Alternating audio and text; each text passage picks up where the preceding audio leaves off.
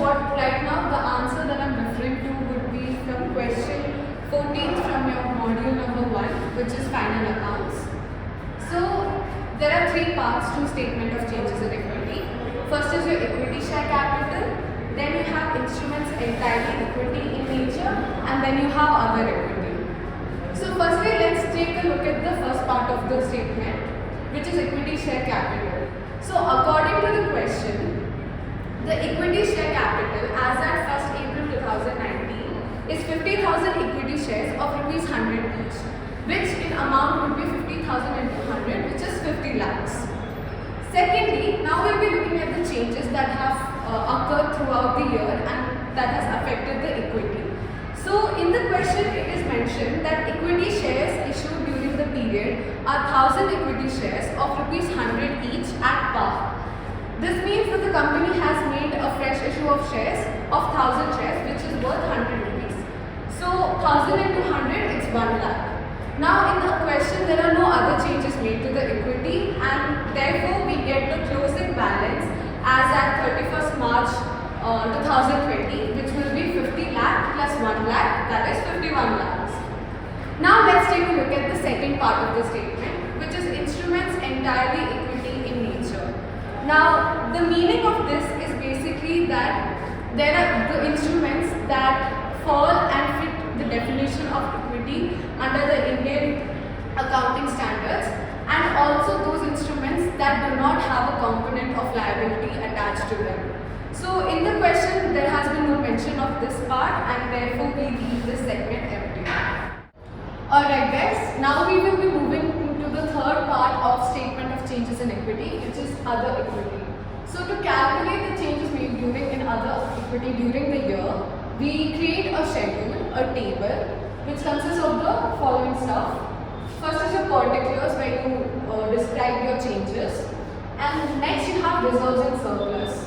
So the first reserve and surplus that we'll be talking about will be capital reserve. This is basically cash in hand that is set aside for future expenses or to set off losses.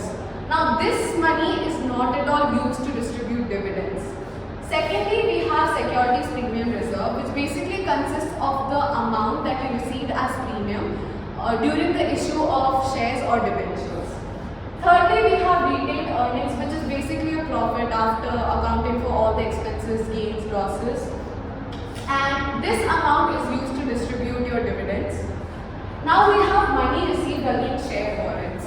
So basically this is the money received by the company, and it is supposed to be converted into shares at a specified date and a specified rate. Now we have the revaluation reserve. So in reality, your book values and the true value of your assets and liabilities, which is your market value, may not be the same. So this account is created to reflect the true value and all the differences. You have your other comprehensive income, which basically accounts for all those expenses, incomes, gains and losses that have not been included in the income statement because they haven't been realized yet. For example, the firm holds a portfolio of bonds that are not yet matured, and therefore it cannot be redeemed, and therefore the true value of those bonds cannot be determined, and hence that is just one example of other comprehensive income. And then you total all these rows, and finally you total all these columns. So let's start with the schedule. Now first in the question we have the opening balance of each of these reserves and surpluses. So in the question it's mentioned that the capital reserve is at 10,000, securities premium reserve is at 15,000, retained earnings is at 5,88,400, money received against share warrants is at 5 lakh. Revaluation reserve is at 50,000 and other comprehensive income is at 3,000. Now we will be looking into the changes that occurred during the financial year. So we have profit for the year. Now in the question they have only given profit for the year before interest and tax. Now one thing that we must be careful of is that the profit that we use here is profit after interest and tax. So now the question, since they have given before interest and tax, this means that we have to calculate the profit after interest and tax. So for this, now since the the profit before interest and tax is 9,17,600. We are going to calculate profit after interest and tax. Now, before I explain this to you, there's a shortcut which explains this logic. Now, there's a term called EBITDA, which is earnings before interest, tax, depreciation and amortization. Now, you might have your sales revenue, then you first deduct your depreciation and amortization. Now, EBITDA becomes EBIT, which is your earnings before interest and tax. The next liability that you have to pay off would be your interest. Now, this interest includes your interest on debentures, the dividend that you have to give to preference shares. Now, next you have the tax, which is after EBIT, after the I goes, which is EB, which is earnings before tax. Now, you subtract the tax from the remaining earnings at whatever specified rate. So, let's move on to the question. So, for the working note, for the calculation of profit for the year after interest and tax, we first take the profit that they are given, which is before interest and tax, which is 9,17,600. So first we are going to deduct interest on debentures. So the debentures, the total valuation of debentures in the question is 10 lakh, and they are supposed to be paid an interest of 8%, which will come to 80,000.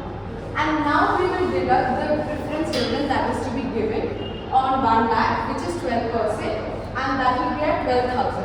After deducting both of these interests, we have 8,25,600 as a profit before tax.